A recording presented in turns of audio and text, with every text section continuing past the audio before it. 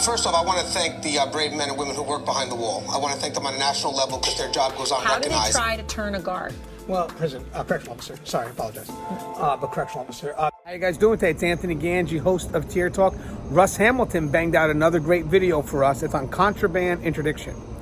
It's a great video. It talks about body language and basically what to look for, especially if you're in a dorm setting. What should you look for? Will the inmates give it away?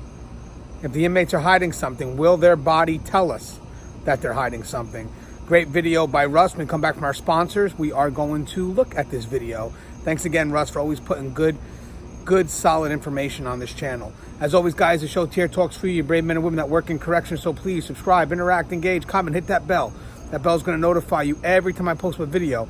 We'll go to our sponsor. When we come back, let's get some tips for finding contraband. I wanted to attend a university that had an intelligence program. I wanted to look at problems different. I wanted to increase my critical thinking abilities. AMU offered those avenues to expand.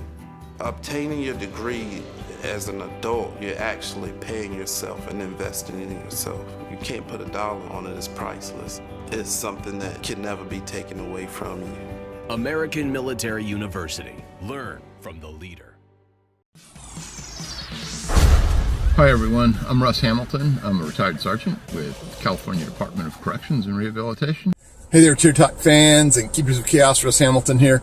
Hey, so I thought I'd peel you guys off a quick little video here about contraband interdiction to be more specific, and talk about some of the ways you can be more successful in this.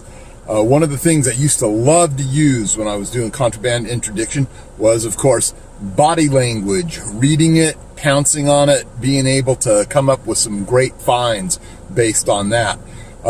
One of the more productive ways that I found was always when I was working in units where it was more of a dorm setting, or at least they had big day rooms where they weren't necessarily expecting you to come in. And oftentimes I was able to capitalize on that.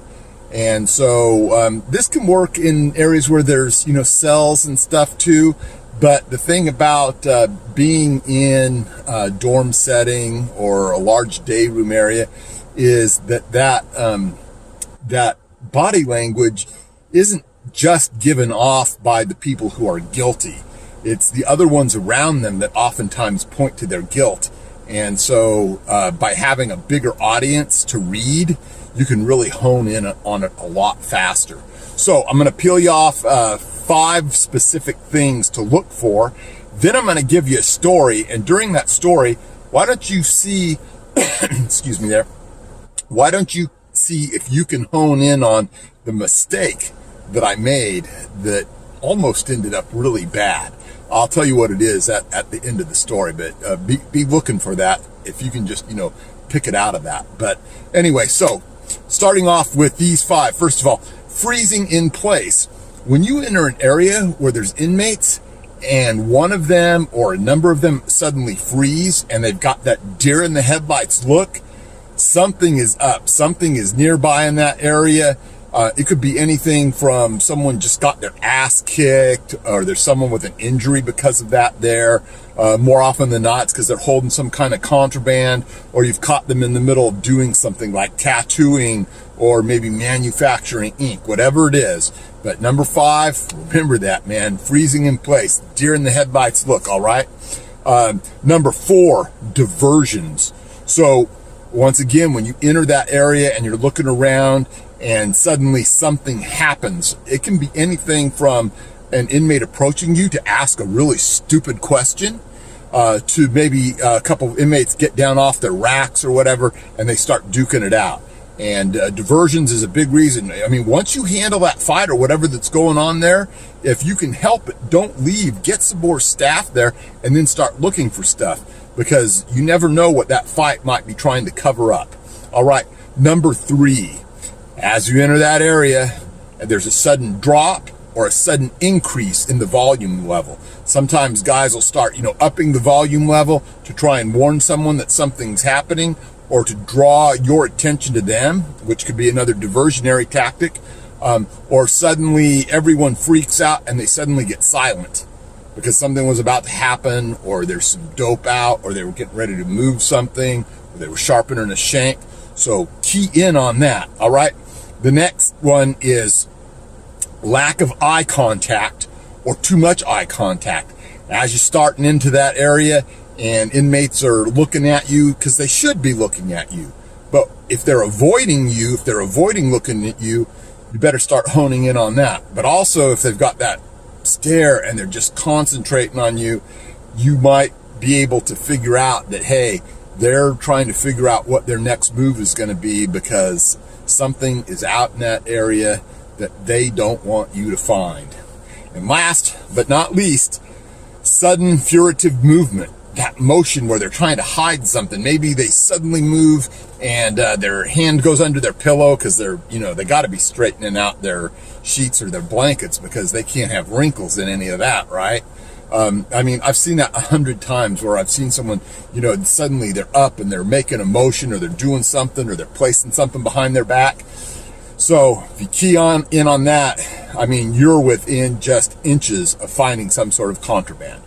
So I'll go from all those things that I just listed: the freezing in place, the diversions, sudden drop or intensity in the volume, lack of eye contact or too much eye contact, or sudden furtive movement. Those 5 things to this story, right? So I had some officers, and we were doing some in and outs in some different dorms. And the purpose of this is I was training them. I was showing them what to look for. And I think this was like the very first dorm that we went into. And so we were just walking by and somebody keyed it open and we walked in.